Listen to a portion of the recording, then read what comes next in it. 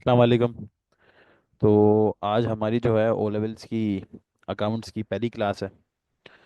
तो आज वाली क्लास में हमारा जो मेन एम है वो यही है कि हम ये समझें कि ओ लेवल्स अकाउंट्स में कितने पेपर्स होते हैं, किस तरह से पेपर्स होते हैं, कितने मार्क्स के पेपर्स होते हैं, और ज़रा पेपर कंटेंट के ऊपर डिस्कस करेंगे और थोड़ी बेसिक अकाउंटिंग के ऊपर डिस्कस करेंगे। तो आज हमारी पहली क्लास है, तो आज सिर्फ और सिर्फ हमारा यही एम है।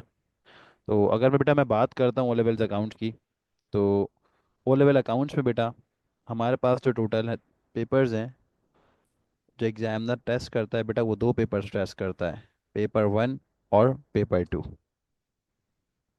जो आप लोग के एग्ज़ाम में इंशाल्लाह आएंगे। बेटा अगर मैं पेपर 1 की बात करता हूँ ना, तो paper 1 is basically purely MCQs based paper. और बेटा MCQs, multiple choice question answers, MCQs based paper होगा।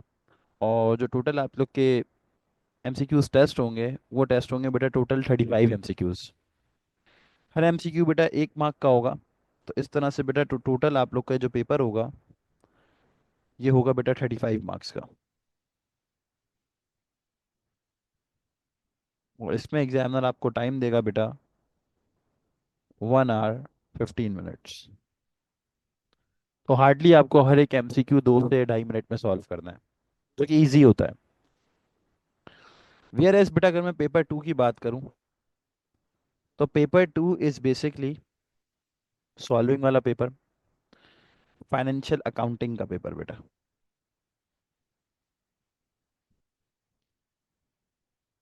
फाइनेंशियल अकाउंटिंग क्या होती है ये हम इंशाल्लाह आगे डिस्कस करते हैं। फाइनेंशियल अकाउंटिंग का पेपर होगा बेटा। अच्छा, इस पेपर के अंदर बेटा टोटल एग्जामिनर बेटा टेस्ट करता है आपसे 100 मार्क्स का पेपर। और इस 100 मार्क्स के पेपर में बेटा आपके पास 5 क्वेश्चंस आते हैं, क्वेश्चन 1, क्वेश्चन 2, क्वेश्चन 3, क्वेश्चन 4 और क्वेश्चन 5। और बेटा हर एक क्वेश्चन जो होता है ना वो 20 मार्क्स का होता है। तो इस तरह से बेटा 5 क्वेश्चंस आपके जो बन जाते हैं वो बन जाते हैं 100 मार्क्स। तो इन टोटल आपका जो पेपर 2 होता है ये 100 मार्क्स का पेपर होता है, टोटली फाइनेंशियल अकाउंटिंग का।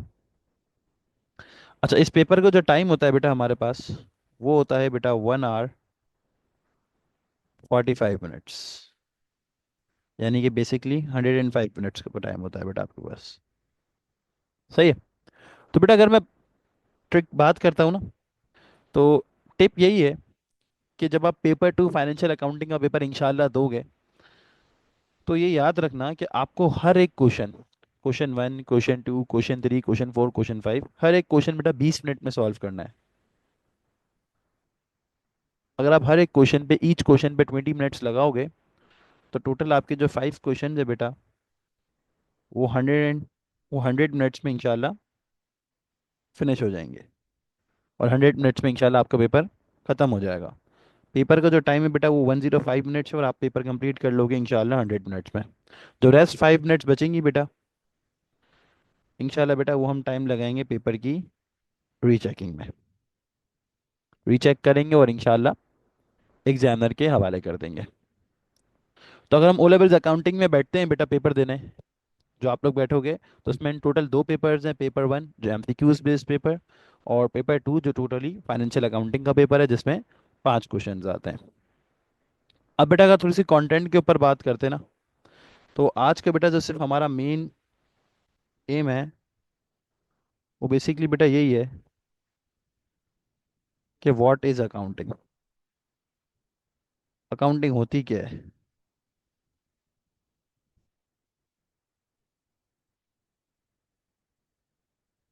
व्हाट इज अकाउंटिंग, अकाउंटिंग क्या है। देखो बेटा, हर चीज़ की है ना एक कोई ना कोई कम्युनिकेशन वे होता है, यानी हर चीज़ की एक लैंग्वेज होती है। जैसे फॉर एन एग्जाम्पल, अगर मैं किसी से बात कर रहा हूँ, जैसे अभी आप लोग से बात कर रहा हूँ, एक कम्युनिकेशन कर रहा हूँ, तो या तो मेरे पास दो वेज हैं, अभी मैं आप लोग से उर्दू में बात करूँ या इंग्लिश में बात करूँ या एनी अदर लैंग्वेज में बात करूँ। तो हर चीज़ की बेटा एक लैंग्वेज होती है, हर चीज़ का एक कम्युनिकेशन का वे होता है।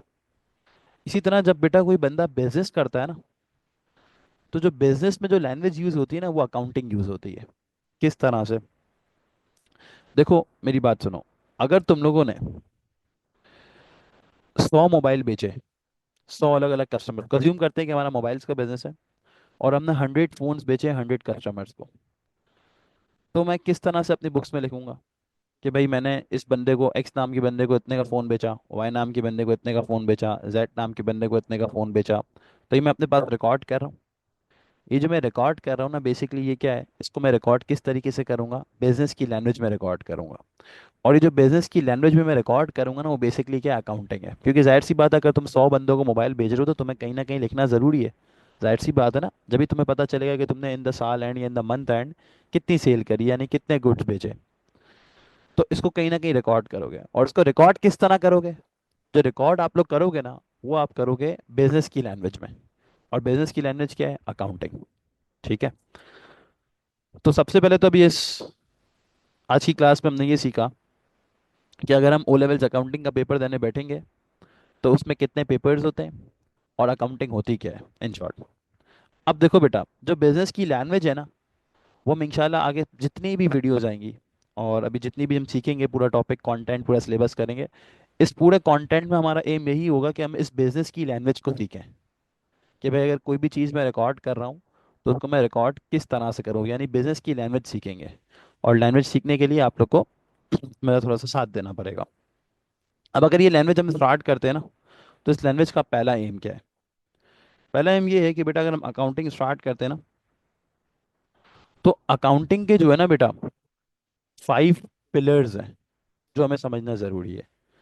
जैसे कि बेटा अपने इस्लाम के 5 पिलर्स हैं, राइट। इसके अलावा हर चीज़ के कोई ना कोई स्टेप्स होते हैं, कोई ना कोई पिलर्स होते हैं, जिसको हम फॉलो करते हैं तो वो चीज़ बेहतर होने लगती है। ठीक है। तो अकाउंटिंग के भी 5 पिलर्स हैं। There are 5 heads of accounts. Heads of accounts बोल सकते हो, या 5 पिलर्स ऑफ अकाउंटिंग बोल सकते हो। अब वो जो 5 पिलर्स है ना, अगर हम उसको समझ लेंगे ना, तो हमें इस लैंग्वेज को पढ़ने में बहुत आसानी होगी। क्योंकि हमें हर एक लैंग्वेज, जब भी हम कोई भी नई लैंग्वेज सीखते हैं, जाहिर सी बात है पहले हमें उसकी बेसिक सीखनी पड़ती है। जाहिर सी बात है, हर बंदा सीख के तो नहीं आता दुनिया में। तो पहले बेसिक सीखता है, फिर उसके बाद एडवांस खुद आ जाता है। तो मेन गेम होता है बेटा हमेशा बेसिक्स का। तो आज अपन सिर्फ बेसिक पढ़ेंगे, अपन सिर्फ इतना पढ़ेंगे कि जो अकाउंटिंग के 5 पिलर्स हैं वो होते क्या हैं, और किस तरह से वो अकाउंटिंग में वर्क करते हैं। अगर अपन को ये समझ आ गई ना, ये बेसिक समझ आ गई, तो आगे पूरी लैंग्वेज समझने में इंशाल्लाह बहुत आसानी होगी। अगर मैं स्टार्ट करता हूँ बेटा, तो 5 पिलर्स ऑफ अकाउंटिंग क्या है बेटा? एल सर, ए, एल, सी, ई, और आर। अब एल सर से क्या मतलब है बेटा? A for assets, L for liabilities, C for capital, E for expenses, और आर फॉर बेटा रेवेन्यू, जिसे अपन इनकम भी बोलते हैं। हाँ। तो अकाउंटिंग के कितने पिलर्स हैं? 5। एसेट, लायबिलिटी, कैपिटल, एक्सपेंस और रेवेन्यू। तो इस लैंग्वेज के बेसिकली 5 पिलर्स हैं, 5 बेसिक्स है। अब हम इस बेसिक्स को डिटेल पढ़ते हैं, ताकि हमें ये समझ आ जाए कि इस लैंग्वेज में होता क्या है, उस लैंग्वेज की बेसिक्स क्या है। अगर बेटा मैं पहले बात करता हूँ किसकी, एसेट्स की। व्हाट आर एसेट्स बेटा? बेटा एसेट्स का बेसिकली मतलब है resources owned and controlled by entity. Entity बोल लो या बिजनेस बोल लो। बेटा एसेट्स का बेसिकली मतलब है कोई भी चीज जिसके तुम ओनर हो, या तुम उसको कंट्रोल कर सकते हो, वो तुम्हारा एसेट है। जैसे फॉर एन एग्जांपल, ये पेन मेरे हाथ में है, इस पेन का ओनर भी मैं हूँ, और इस पेन को मैं कंट्रोल भी कर सकता हूँ, यानी मैं जो चाहूँ इस पेन के थ्रू लिख सकता हूँ ना। तो ये पेन का ओनर भी मैं हूँ, और इस पेन को मैं कंट्रोल भी कर सकता हूँ, तो ये पेन क्या हो गई? मेरी एसेट हो गया। सिमिलरली, ये घड़ी मेरे हाथ में है, इस घड़ी का भी मैं ओनर हूँ, और इस घड़ी को मैं कंट्रोल भी कर सकता हूँ, मेरा जो दिल चाहे मैं इसमें टाइम सेट कर सकता हूँ, राइट। तो ये चीज़ मेरे लिए क्या हो गई? मेरा एसेट हो गई। यानी ऐसी रिसोर्सेस, ऐसी चीज़ें जो बिजनेस उसका ओनर भी हो, और बिजनेस उसको कंट्रोल भी कर सकता हो, वो क्या होता है बेटा, एसेट्स होता है। अब ये चीज़ याद रखनी है कि जब हम अकाउंटिंग पढ़ रहे हैं तो हम बिजनेस की लैंग्वेज पढ़ रहे हैं। तो इसमें सिर्फ और सिर्फ हम बिजनेस से रिलेटेड चीज़ों को डिस्कस करेंगे, पर्सनल चीज़ों को डिस्कस नहीं करेंगे। तो अगर कोई भी बिजनेस है, कोई भी फैक्ट्री है, कोई भी ऑफिस है, तो उस ऑफिस के अंदर बहुत सी ऐसी चीज़ें होती हैं जिसके हम ओनर होते हैं। जैसे अगर कोई ऑफिस है तो उसके अंदर कोई डिलीवरी के लिए हमारे पास मोटर व्हीकल है या कोई गाड़ी है जिसके थ्रू हम गुड्स को डिलीवर करते हैं। तो वो गाड़ी अगर किसी बिजनेस की है तो बिजनेस उसका ओनर है, और बिजनेस उसको कंट्रोल भी कर सकता है, तो बिजनेस का क्या है, एसेट है। इसी तरह बिजनेस के प्रेमिसेस, प्रेमिसेस का बेसिकली मतलब बिजनेस की जगह, जहाँ पे अगर मेरी ऑफिस है, अगर वो जगह भी मेरी है, रेंट की नहीं है, इन केस अगर मेरी है, तो जगह का ओनर भी मैं हूँ और जगह को कंट्रोल भी मैं कर सकता हूँ, तो बिजनेस का क्या है, एसेट है। तो ऐसी चीज जिसका मैं ओनर हूँ और जिसको मैं कंट्रोल कर सकता हूँ ना, वो मेरे एसेट्स होते हैं। ठीक है। अब देखो बेटा, एसेट्स की ना दो टाइप्स होती हैं।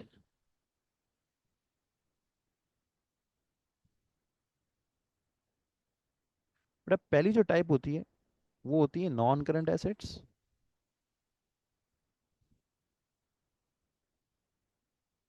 और दूसरी जो टाइप होती है बेटा वो क्या होती है, current assets. Non current assets कौन से एसेट्स होते हैं, ऐसे एसेट जिसमें बिजनेस की इंटेंशन हो कि बिजनेस इस एसेट को यूज करेगा। यानी फॉर एन एग्जांपल, अगर मैंने ये पेन ली और इस पेन को लेते वक्त मेरी इंटेंशन है, यानी इंटेंशन मीन्स मेरी नीयत है कि इस पेन को मैं यूज करूंगा फॉर लॉन्ग टर्म। यानी मैं इसको बेचूंगा नहीं, मैं इसको यूज करूंगा, मैंने अपने यूजफुल पर्पस के लिए लिया ये पेन। अगर मैं इस पेन को यूज करूंगा, मेरी इंटेंशन है, तो ये मेरा कौन सा एसेट हो गया, नॉन करंट एसेट हो गया। नॉन करंट एसेट्स कौन से होते हैं, इंटेंशन, जिसमें हमारी इंटेंशन हो कि हम इसको क्या करेंगे, यूज करेंगे। तो अगर कोई भी एसेट जिसमें मेरी इंटेंशन है कि मैं इसको यूज करूंगा, तो मेरा कौन सा एसेट हो जाएगा, नॉन करंट एसेट। और ऐसा एस्टिमेट होता है कि अगर हम किसी भी चीज को यूज करते हैं तो जो उसकी लाइफ होती है वो क्या होती है, मोर देन 1 ईयर होती है। यानी अगर मैं किसी भी एसेट को यूज करूंगा तो उसको मैं मोस्ट प्रोबेबली 1 साल से ज्यादा चला रहा हूँ। ठीक है। तो नॉन करंट एसेट्स कौन से एसेट्स हैं, जिसमें मेरी इंटेंशन है कि मैं उन एसेट्स को यूज करूंगा, और उसकी जो लाइफ होगी वो क्या होगी, मोर देन 1 ईयर होगी। यानी फॉर एन एग्जाम्पल, अगर ये मैंने पेन लिया तो इस पेन को मैं यूज करूंगा, तो मैंने एस्टिमेट करा इस पेन को मोस्टली मैं यूज करूंगा तो 1 डेढ़ साल तो चलाऊंगा। तो ऐसे एसेट्स जिसकी लाइफ मोर देन 1 ईयर, यानी जिसको मैं 1 साल से ज़्यादा यूज़ करूंगा, ठीक है, और उसमें मेरी इंटेंशन है कि मैं इसको मैं चलाऊंगा, तो मेरा कौन सा एसेट हो जाएगा, नॉन करंट एसेट। अब बिजनेस की सिंस हम डिस्कशन करें तो बिजनेस के कौन से नॉन करंट एसेट होते हैं सर। बेटा बिजनेस के नॉन करंट एसेट्स होते हैं, एग्जाम्पल हमारा मोटर व्हीकल। अगर मैंने बिजनेस में कोई मोटर व्हीकल खरीदा, तो मोटर व्हीकल ऑब्वियसली मैंने यूजफुल पर्पस के लिए खरीदा होगा कि यार ये अगर मैं खरीदूंगा तो मेरे को गुड्स की डिलीवरी करने में बहुत आसानी हो जाएगी। तो उसमें मेरी इंटेंशन है कि मैं इसको यूज़ करूंगा, और जब यूज़ करूंगा तो ऑब्वियसली इसकी जो लाइफ होगी वो मोर देन 1 ईयर होगी। इसीलिए ये मेरा कौन सा एसेट हो गया, नॉन करंट एसेट हो गया। इसके अलावा बेटा हम कह सकते हैं बिजनेस की प्लांट एंड मशीनरी। अगर मेरी कोई फैक्ट्री है, उसमें मैंने कोई मशीनरी खरीदी है। अब जाहिर सी बात है, जब मैं कोई मशीनरी खरीदूंगा तो उसमें मेरी इंटेंशन यही होगी कि मैं उसको यूज़ करूं, क्योंकि मशीनरी से चला के मैं गुड्स प्रोड्यूस करूं, बनाऊं और बेचूं फिर। तो जब मैं कोई मशीनरी खरीदूंगा तो जाहिर सी बात है मेरी इंटेंशन यही होगी ना कि मैं एक लॉन्ग टर्म इन्वेस्टमेंट कर रहा हूँ, तो उसको 1 साल से ज़्यादा चलाऊंगा और मैं उसको यूज़ करूंगा। तो ये अगेन मेरा कौन सा एसेट हो गया, नॉन करंट एसेट हो गया। एक और मिसाल ले लेते हैं बेटा, हमारे प्रेमिसेस जो अभी हमने डिस्कस भी किए, प्रेमिसेस को क्या बोलते हैं, हमारी जगह। ठीक है। अब अगर कोई मैं ऑफिस यूज़ के लिए, बिजनेस यूज़ के लिए जगह खरीद रहा हूँ, तो उसमें मेरी इंटेंशन क्या होगी कि उस जगह को मैं यूज़ करूँ, यूटिलाइज करूँ, राइट। तो उसकी भी लाइफ मोर देन 1 ईयर होती है, इसलिए उसको वो भी कौन सा एसेट हो जाएगा, नॉन करंट एसेट हो जाएगा। तो non current assets in short क्या है, ऐसे एसेट्स जिसमें तुम्हारी इंटेंशन है कि तुम उसको यूज़ करोगे, और उसकी लाइफ क्या होती है, मोर देन 1 ईयर होती है। सिमिलरली बेटा अगर मैं बात करता हूँ किस पे, करंट एसेट्स पे, तो बेटा करंट एसेट्स एक ऐसे एसेट्स होते हैं जिसमें तुम्हारी इंटेंशन होती है बिजनेस की कि बिजनेस उस एसेट्स को रीसेल कर देगा। Intention to resale it. यानी कि फॉर एन एग्जांपल, ये मैंने पेन खरीदा, और इस पेन को खरीदने में मेरी नीयत ये थी, मेरी इंटेंशन ये थी कि इसको मैं बेच दूंगा और बेच के प्रॉफिट कमाऊंगा। तो ऐसी चीज़ जिसको मैं खरीद रहा हूँ और जिसमें मेरी इंटेंशन है कि मैं इसको आगे बेच दूंगा, वो मेरा कौन सा एसेट हो जाएगा, करंट एसेट। इसीलिए हम इस पे प्रेडिक्ट करते हैं कि इनकी जो लाइफ होती है वो क्या होती है, लेस देन अ ईयर होती है। यानी इनकी लाइफ जो होती है वो लेस देन 12 मंथ्स होती है, क्योंकि अगर मैं इसको एसेट को खरीद रहा हूँ और बेचने की नीयत से खरीद रहा हूँ तो जाहिर सी बात है मैं यही चाहूंगा कि 1 साल के अंदर अंदर इस एसेट को बेच दूँ। तो इसीलिए ये कौन से एसेट्स हो जाएंगे, करंट एसेट्स। तो अपन ने अब तक क्या सीखा, अपन ने ये सीखा कि एसेट्स होते क्या है, ऐसी रिसोर्स जिसके तुम ओनर हो और जिसको तुम कंट्रोल कर सकते हो। फिर अपन ने ये सीखा कि एसेट्स दो हैं, कौन कौन से, नॉन करंट और करंट। नॉन करंट कौन सा है, जिसमें तुम्हारी इंटेंशन है कि तुम उसको यूज़ करोगे और उसकी लाइफ क्या होगी, मोर देन 1 ईयर। करंट वो जिसमें तुम्हारी इंटेंशन हो कि तुम उसको रीसेल करोगे और उसकी लाइफ क्या होगी, less than 1 year. Current assets में हम एग्जाम्पल ले लेते हैं। करंट एसेट्स में बेटा एग्जाम्पल आती है हमारी सबसे पहली, इन्वेंट्री। समझते हैं क्या होती है, बेसिकली इसे हम स्टॉक भी बोलते हैं। दूसरी जो चीज़ आती है बेटा वो आते हैं क्या, हमारे ट्रेड रिसीवेबल्स। और तीसरी जो चीज़ आती है बेटा वो क्या आती है, हमारा बैंक और कैश का बैलेंस। करंट एसेट्स में तो होते तो चार हैं, अभी हम बेसिक्स पढ़ रहे हैं तो अभी हम सिर्फ तीन डिस्कस करेंगे। अगर मैं बात करता हूँ बेटा इन्वेंट्री की, know what is inventory, discuss करते हैं कि बेटा इन्वेंट्री होती क्या है। बेटा इन्वेंट्री होती है बेसिकली हमारा स्टॉक। जैसे कि अज्यूम करते हैं कि मेरा पेन्स का बिजनेस है, ठीक है। मैं पेन्स का कारोबार कर रहा हूँ, बिजनेस कर रहा हूँ। अब मैं पेन्स बेचता हूँ और मैं आउटसोर्स करता हूँ। आउटसोर्स का मतलब क्या है कि मैं बाहर से कहीं से मंगवाता हूँ, सप्लायर से, और थोड़ा सा प्रॉफिट रख के आगे बेच देता हूँ। अब मैंने क्या करा, मैंने एक दफ़ा अपने सप्लायर से 1,000 पेनें मंगवा ली बेचने के लिए। जब मैंने 1,000 पेनें मंगवाई ना, तो 1,000 में से 800 पेनें मैंने बेच दी। तो ऐसी चीज़ जिसको मैंने रीसेल पर्पस के लिए लिया था, यानी जो मैंने 1,000 पेनें ली थी ऑब्वियसली मेरा करंट एसेट था, राइट, मेरा स्टॉक था, क्योंकि मैंने उसको रीसेल पर्पस के लिए लिया था। अभी हमने डिस्कस किया ना, ऐसी चीज़ जो हम रीसेल पर्पस के लिए लेंगे वो करंट एसेट होता है।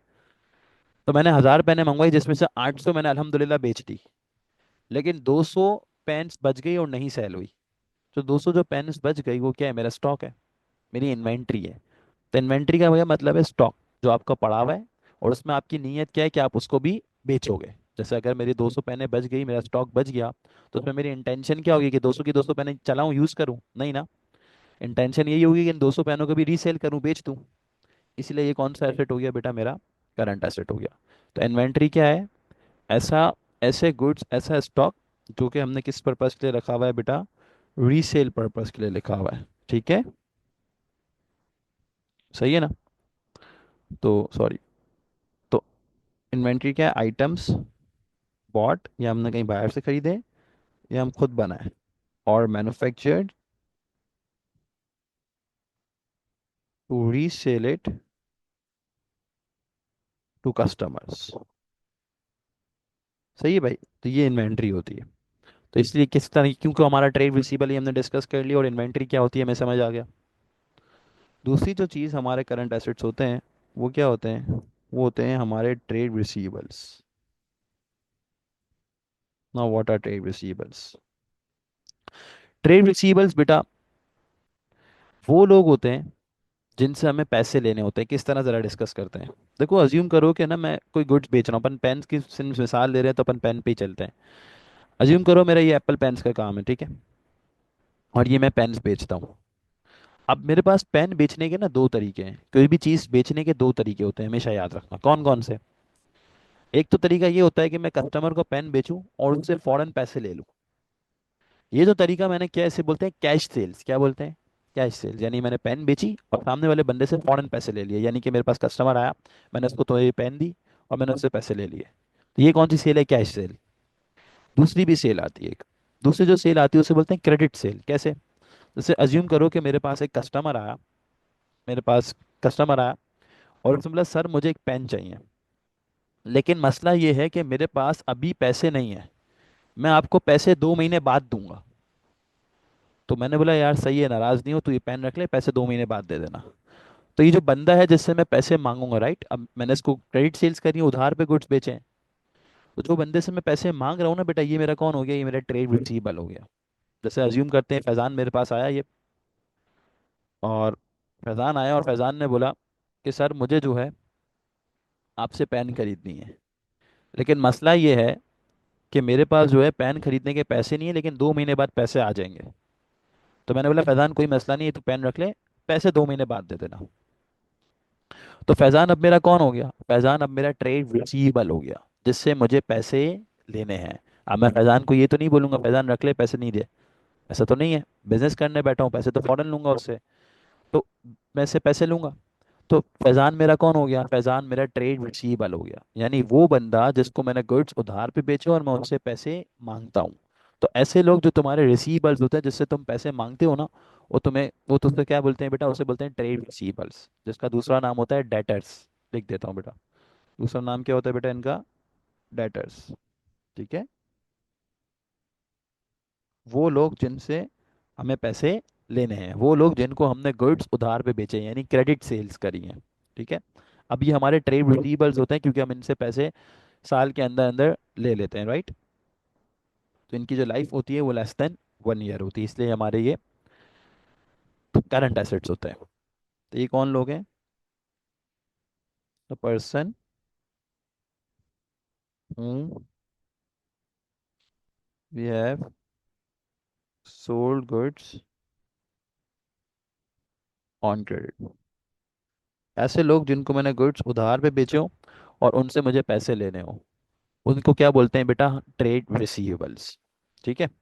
तो ये हमारे करंट एसेट्स होते हैं, क्योंकि हमें इनसे पैसे लेने होते हैं। ये चीज़ क्लियर हो गई। अब अगले पे आता हूँ। तो अगली जो हमने ट्रेड रिसीवेबल्स की मिसाल डिस्कस की, वो डिस्कस किया हमने हमारा बैंक और कैश का बैलेंस। अब अगर कोई बिजनेस के पैसे बैंक में पड़े या कैश में पड़े, यानी कि मेरा बिजनेस है, मेरा पेन का बिजनेस है, और मेरे पेन के बिजनेस के कुछ पैसे हमारे बैंक में पड़े और कुछ पैसे कैश की सूरत में पड़े। तो जो बैंक और कैश में पड़े हुए ना, ये पैसे मेरे हैं, राइट, मैं इसका ओनर हूँ। तो ये मेरे एसेट्स हैं। लेकिन सर ये करंट एसेट्स कैसे हैं, ये समझते हैं। देखो, एक तो हमारी पर्सनल मनी, क्योंकि मैंने पहले ही डिस्कस करा था, हम सिर्फ सिंस ये बिजनेस की लैंग्वेज सीख रहे हैं तो उसमें बिजनेस का बन के सोचेंगे। लेकिन एक ज़रा मिसाल लेता हूँ कि अज्यूम करो कि तुम्हारी पर्सनल मनी है।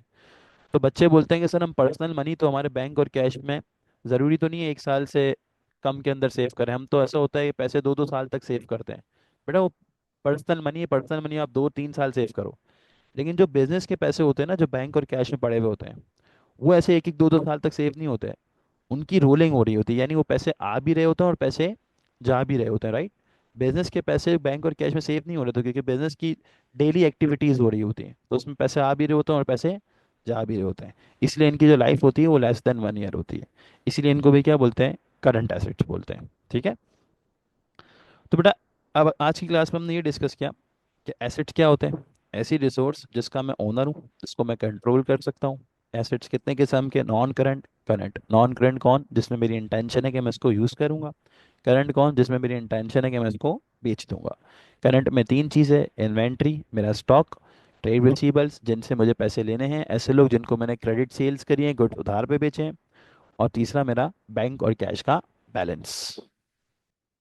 हाँ, तो अभी हमने एसेट्स पढ़ लिया और हमने ये डिस्कस कर लिया कि एसिड्स क्या होते हैं, कितने टाइप्स के होते हैं। आई होप सो क्लियर हो गया होगा। अब हम आते हैं दूसरी चीज़ पे।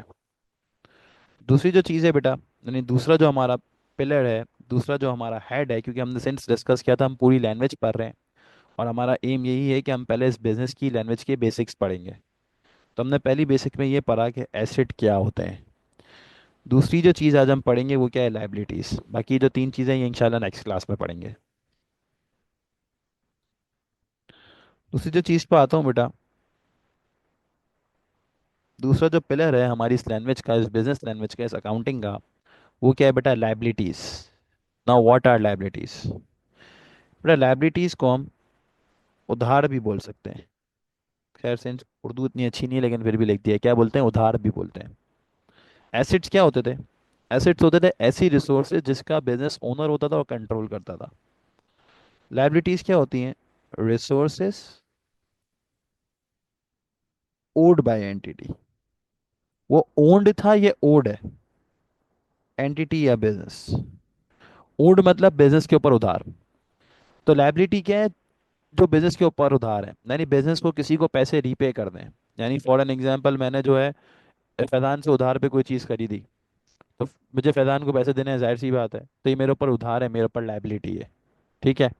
जैसे कि मुझे जो है तुम लोग किसी को जो है पैसे देने थे, मैंने कोचिंग खोलनी थी, मैंने इससे उमर से जो है कोचिंग की चेयर्स खरीद ली। मैंने इसको बोला मैं अभी तुझे पैसे नहीं दे रहा, मैं बाद में दूंगा। तो अगर मुझे उसको पैसे देने हैं तो मेरे ऊपर क्या है, लाइबिलिटी है। तो लाइबिलिटी क्या है, उधार। किसके ऊपर उधार, बिजनेस के ऊपर उधार। अगर कोई भी बिजनेस कोई भी चीज़ खरीद रहा है और उसके पैसे नहीं दे रहा, बाद में देगा, तो बिजनेस के ऊपर क्या है, उधार है। तो उधार को बेटा अपन क्या बोलते हैं, लाइबिलिटी। और रिसोर्सेज ओड बाय एंटिटी। अब उधार भी जो है ना, इस लैंग्वेज के अंदर दो टाइप्स के हैं। कौन कौन से उधार है बेटा, एक उधार है हमारा non current liability,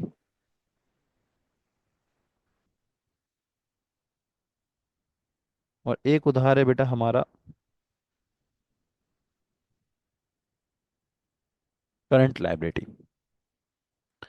non current liability क्या, नॉन करंट लाइबिलिटी का मतलब ऐसा उधार जिसको हमें रीपे 1 साल बाद तक करना है। यानी ऐसा उधार जो कि मुझे 1 साल बाद रीपे करना है, ठीक है, जिसकी लाइफ जो है वो मोर देन 12 मंथ्स है। ठीक है, to be paid in more than 12 months. तो नॉन करंट लाइबिलिटी का मतलब क्या है, ऐसा उधार जो मुझे कब रीपे करना है, टू बी रीपेड या टू बी पेड 1 साल बाद। अब सर ऐसा उधार कौन देता है, ऐसे कौन है लोग दुनिया में जो हमें इतना लंबा उधार देते हैं, 1 साल से ज़्यादा का उधार। बेटा ऐसा उधार एक ही लोग देता है, कौन, बैंक लोन्स। बेटा बहुत से ऐसे बिजनेस होते हैं जिनको ना फंड या कैपिटल की ज़रूरत होती है।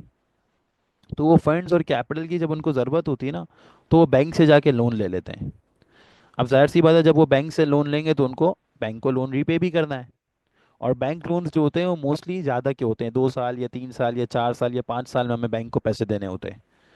ठीक है, तो जितना टाइम पीरियड में हमें पैसे देने होते हैं, अगर वो मोर देन 12 मंथ्स है यानी मोर देन अ ईयर है, तो उस उधार को अपन क्या बोल देंगे, नॉन करंट लाइबिलिटी। तो नॉन करंट लाइबिलिटी का क्या मतलब है, बिजनेस के ऊपर एक ऐसा उधार जो बिजनेस को रीपे करना है, कब, 1 साल के बाद। ठीक है, जिसकी हमने एग्जांपल ली बैंक लोन, जो यूज बेसिकली 5 साल के लोन भी होते हैं, 3 साल के भी होते हैं, 2 साल के लिए भी होते हैं। हाँ, अगर कोई बैंक लोन रीपे करना है हमें 1 साल या 6 महीने बाद, यानी कि बैंक लोन तो नहीं को हमने शॉर्ट टर्म लोन ले लिया, ठीक है, तो वो फिर नॉन करंट लाइबिलिटी नहीं होगा। यानी ऐसा लोन जो तुम्हें रीपे करना है, ऐसा उधार जो तुम्हें रीपे करना है मोर देन 12 मंथ्स, 1 साल के बाद तक रीपे करना है, उसकी लाइफ 1 साल के बाद तक की है, तो उस उधार को तुम क्या बोलोगे, नॉन करंट लाइबिलिटी। ठीक है, अब दूसरी जो टाइप है बेटा वो क्या है, करंट लाइबिलिटी। अब करंट लाइबिलिटी क्या है बेटा, to be repaid in less than 12 months. यानी इसको अपने को रीपे करना है कब, 1 साल के अंदर अंदर। करंट लाइबिलिटी क्या है, ऐसा उधार जिसकी लाइफ लेस देन 1 ईयर है। यानी ऐसा उधार जो तुम्हें रीपे करना है 1 साल के अंदर अंदर। अब किन लोगों को करना होता है, जैसे हमने उधर एग्जांपल ली बैंक लोन के, बैंक लोन मोस्टली हमें 5-6 साल के लोन होते हैं, तो उनकी लाइफ 1 साल से ज़्यादा की होती है। तो वो 1 साल से ज़्यादा के उधार होते हैं, तो उसको अपन क्या बोलते हैं, non current liability. Current liability क्या है, ऐसा उधार जो अपने को कब रीपे करना है, 1 साल के अंदर अंदर रीपे करना है। तो जो उधार 1 साल के अंदर अंदर रीपे करना है उसे क्या बोलेंगे, करंट लाइबिलिटी। उसकी एग्जाम्पल क्या है, तो उसकी एग्जाम्पल में सबसे पहले आते हैं कौन, ट्रेड पेबल्स।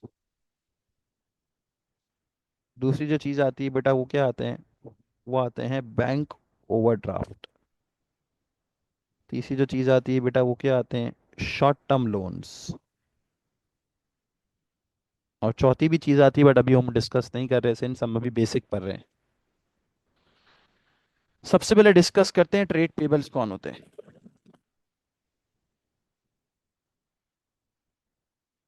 बेटा हमने ऊपर डिस्कस किया था कि ट्रेड रिसीबल्स कौन होते हैं। ट्रेड रिसीबल्स कौन होते थे, ऐसे लोग जिनसे मैं मुझे पैसे लेने होते थे, ऐसे लोग जिनको मैंने गुड्स उधार पे बेचे होते थे। अब ट्रेड पेबल्स कौन है, अब देखो अगर मैं कोई भी चीज़ खरीद रहा हूँ ना, नहीं परचेज कर रहा हूँ एज अ बिजनेस, तो परचेज करने के दो तरीके हैं। एक तरीका है तो कैश परचेस, दूसरा तरीका है क्रेडिट परचेस। कैश परचेस का क्या मतलब है कि भाई मैं फैज़ान के पास गया, सिंस समझो मुझे, मैंने कोचिंग खोला है और फैज़ान का कोचिंग की चेयर्स का बिजनेस है। मैं इसके पास गया, मैंने इसको बोला यार मुझे कोचिंग की चेयर्स दे दे। मैंने इससे 100 कोचिंग की चेयर्स खरीद ली और मैंने उसको उसी वक्त पेमेंट कर दी। तो ये तो कौन सी परचेज हो गई, कैश परचेज, के मैंने बिजनेस ने कैश परचेज करी। दूसरी चीज़ होती है दूसरी चीज होती है क्रेडिट परचेस। क्रेडिट परचेस का क्या मतलब है कि मैं इसके पास गया, मैंने इससे 100 कोचिंग की चेयर्स खरीदी ली, 100 कुर्सियां खरीद ली, बट मैंने उसको बोला मैं तुझे पैसे 3 महीने बाद दूंगा, अभी मेरे पास पैसे नहीं है। तो अब फैजान मेरा कौन हो गया? Trade payable. ऐसा बंदा जिसको मुझे पैसे देने हैं, मैं फैजान के लिए क्या हुआ? अगर मैं फैजान के लिए क्या हुआ? ट्रेड रिसीवेबल, क्योंकि फैजान को मुझसे पैसे लेने हैं। बट फैजान मेरे लिए क्या हो गया? ट्रेड पेबल, क्योंकि मुझे फैजान को पैसे 3 महीने बाद इन कुर्सियों के रीपे करने हैं।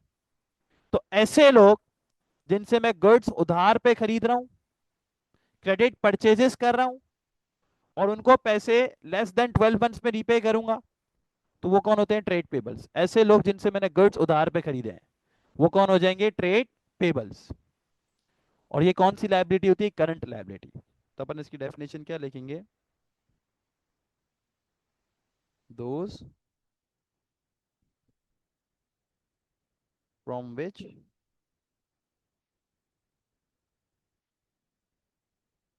We have purchased goods on credit. Credit means उधार पे। ठीक है, ये कौन होते हैं? Trade payables. क्लियर हो गया ट्रेड पेबल्स क्या होते हैं? तो ये करंट लायबिलिटी होती है। सेकंड जो चीज आती है बेटा, वो क्या आती है? वो आती है bank overdraft. Now what is bank overdraft? बेटा अज्यूम करते हैं कि मैंने फैजान से कुर्सियां उधार पे खरीदी थी, और मेरा बिल बना था 40,000 रुपये का, 40,000 रुपीज का। और मैंने फैजान को बोला था मैं पैसे तुझे 3 महीने बाद दूंगा। तो इसलिए फैजान मेरा कौन बन गया था? ट्रेड पेबल, क्योंकि मैंने इससे गुड्स उधार पे खरीदे और मुझे उसको पैसे देने हैं। अज्यूम करो 3 महीने गुजर गए, 3 महीने पास हो गए। फैजान मेरे पास आया, बोला सर मुझे पेमेंट कर दो, आपने कुर्सियां ली थी उसके 40,000 बनते हैं, आप मुझे दे दो। अब मैंने फैजान को बोला यार एक काम कर, आप जो है ना मुझसे चेक ले लो, मेरे पास अभी कैश नहीं है। और मैंने फैजान को 40,000 रुपीज का चेक बना के दे दिया। अच्छा, जब मैंने फैजान को चेक दिया ना, मैंने फैजान को क्या करा? एक चेक बना के दिया। कितने का चेक बना के दिया? 40,000 रुपीज का। जब मैं फैजान को चेक बना के दूंगा तो फैजान क्या करेगा? वो चेक लेके बैंक में जाएगा और बैंक वाले को देगा। बैंक वाला मेरे अकाउंट से 40,000 निकालेगा और फैजान को दे देगा। ठीक है, क्योंकि चेक में मैंने साइन वाइन किया हुआ होगा। बट हुआ क्या? मैंने फैजान को चेक दिया था 40,000 रुपीज का, बट जो मेरा बैंक था ना, मेरे बैंक में जो पैसे पड़े हुए थे, बैंक बैलेंस जो था, वो पड़े हुए थे बेटा 25,000 रुपीज।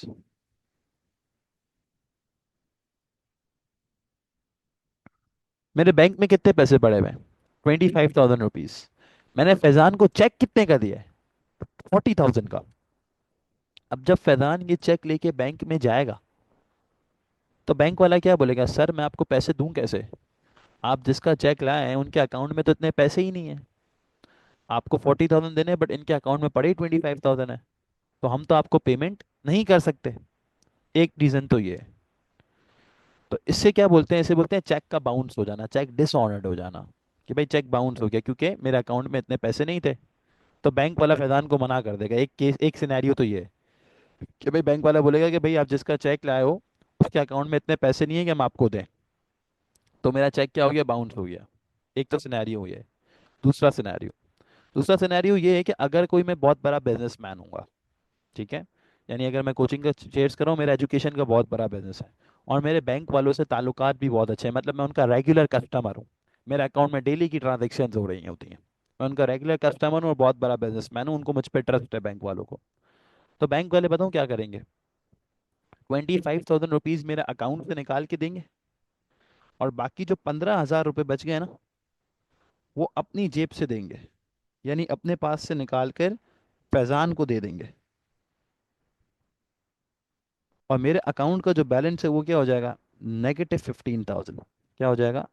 -15,000। और जैसे ही वो फैजान को 15,000 देंगे, मुझे फ़ोन करेंगे और बोलेंगे कि सर आपके अकाउंट जो है वो ओवरड्राफ्ट हो गया है, यानी आपके अकाउंट में क्या हुआ है? विड्रॉल्स ज़्यादा हो गए हैं डिपॉजिट से। आपके अकाउंट में थे 25,000 बट आपने 40,000 की पेमेंट कर दी है। यानी 15,000 रुपये हमने हमारी जेब से दिए हैं, तो आपको हमें रीपे कर देना। तो जब हमें वो रीपे करने होते हैं तो हमें वो with in a year repay करने होते हैं। इसीलिए ये क्या हो गया, ये उधार हुआ, राइट।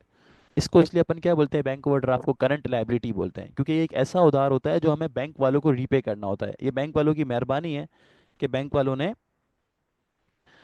फैज़ान के सामने हमारी इज्जत रख ली और अपने पास से 15,000 निकाल के दे दिए। तो ये बैंक वाले हर किसी को ओवरड्राफ्ट नहीं देते। जो बैंक का रेगुलर कस्टमर होता है ना, ओवरड्राफ्ट सिर्फ किसी को मिलता है जिनके रेगुलर कस्टमर होता है, जिनके ताल्लुकात अच्छे होते हैं ना, ओवरड्राफ्ट नहीं को मिलता है। तो बैंक ओवरड्राफ्ट क्या है, एक तरीके का उधार है जो हमें बैंक को रीपे करना है विद इन अ ईयर। ठीक है। तो ये 15,000 रुपये मेरे ऊपर क्या हो गए, उधार हो गए। और ये कौन सा उधार हुए, ये हुए मेरी करंट लाइबिलिटी। ठीक है। तो इसको मुझे रीपे करना है कब, with in a year repay करना है इसको। सही है। तो बैंक ओवरड्राफ्ट की इसलिए बेटा अपन ने डेफिनेशन क्या बनाई, अपन ने बैंक ओवरड्राफ्ट की डेफिनेशन ये ड्रॉ की इस डिटेल से कि when withdrawals are more than deposits, कि जब हमारे जो विड्रॉल्स हैं वो डिपॉजिट से ज़्यादा हो जाए। हमारे बैंक में इतने पैसे नहीं थे बट हमने उससे ज़्यादा पैसे निकाल लिए। तो जो ज़्यादा पैसे निकाले, जो एक्स्ट्रा पैसे निकाले, वो हमें बैंक को रीपे करने हैं। तो हमारे ऊपर उधार है, और विद इन ईयर रीपे करने हैं। इसीलिए ये हमारे ऊपर कौन सा उधार है, करंट लाइबिलिटी है बेटा। क्योंकि करंट लाइबिलिटी क्या होती है, ऐसा उधार जो हमें 1 साल के अंदर अंदर रीपे करना होता है। तो अपन ने करंट लाइबिलिटी में ट्रेड पेबल्स डिस्कस कर लिया और बैंक ओवरड्राफ्ट डिस्कस कर लिया। लास्ट चीज़ बची है, क्लास को कवर करेंगे। लास्ट चीज़ बची है बेटा, वो क्या है, short term loans. Short term loans का क्या मतलब है कि भाई, मेरे बिजनेस को कैपिटल की ज़रूरत थी, पैसों की ज़रूरत थी। तो मैंने अपने दोस्त को बोला, मैंने फैज़ान को बोला, यार फैज़ान, मुझे पैसों की ज़रूरत है, आप मुझे उधार देते हो, 50,000 रुपये मुझे चाहिए, आप मुझे उधार दे देते हो, मैं आप बिज़नेस की मेरी कुछ पेमेंट रुकी हुई है, वो आएंगी तो मैं आपको रीपे कर दूंगा। तो मैंने इससे लोन ले लिया और मैंने इसको बोला कि मैं आपको 6 महीने बाद रीपे कर दूंगा। तो ऐसा लोन, ऐसा उधार जो मुझे with in a year repay करना है ना, 1 साल के अंदर अंदर रीपे करना है, उसे बोलते हैं शॉर्ट टर्म लोन। और जो ऐसा उधार जो अपने को 1 साल के अंदर अंदर रीपे करना है, वो क्या होता है, करंट लाइबिलिटी। हाँ, अगर ये लोन 1 साल से ज्यादा होता, जैसे बैंक लोन की अपन ने मिसाल ली थी, कि अगर अपने को पैसे 2 या 3 साल बाद देने होते तो ये नॉन करंट लाइबिलिटी हो जाता। क्योंकि नॉन करंट लाइबिलिटी क्या है, ऐसा उधार जिसकी लाइफ क्या है, मोर देन 1 ईयर, जो अपने को रीपे करना है 1 साल के बाद। बट ये शॉर्ट टर्म लोन है, मैंने इसको बोला 6 महीने में तुझे दे दूंगा। तो ये कौन सी लाइबिलिटी होगी, करंट लाइबिलिटी, क्योंकि हमने रीपे करना है विद इन अ ईयर। समझ में आ गया। तो बेटा आज की क्लास में अपन ने ये सीखा कि ओ लेवल्स अकाउंटिंग के में पेपर्स कितने होते हैं, अकाउंटिंग होती क्या है, और अकाउंटिंग के 2 पिलर्स आज हमने इंशाल्लाह कवर कर लिए। अब इंशाल्लाह नेक्स्ट क्लास में हम और 3 जो हैं कैपिटल्स पिलर्स को कवर करेंगे। सो मिलते हैं इंशाल्लाह अगली क्लास में। आप लोग जा सकते हो बेटा। अल्लाह हाफिज़।